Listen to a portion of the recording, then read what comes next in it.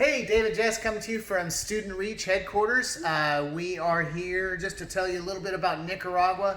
Last year we were able to do 25 clean water projects, including a tower distributing water to each and every house in the community. We were partnered with Convoy of Hope and did 3 new sustainable farming agricultural projects in places that we drilled new water wells where they did not have that water source before.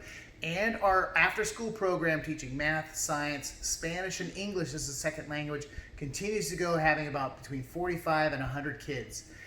It's been an awesome opportunity. We're watching things change in Nicaragua.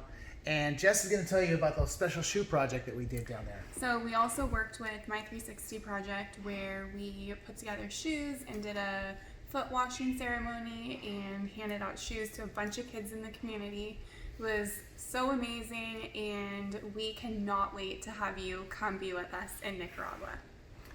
And we also, the beginning of the year, we also went through a chaplaincy program, and we're looking forward to launching some more youth programs, reaching out to the community, connecting the community with resources, and having a youth drop-in program, and having teams in the near future.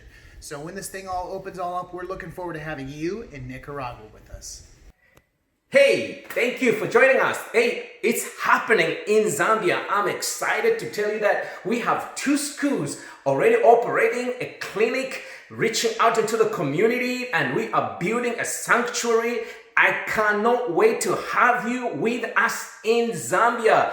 Trips are being planned, Student Reach. You gotta come to Zambia and see firsthand what's happening to the community out there. Hey, and I'm back here. I'm with Sherry, who is coordinating everything for us in Baja California.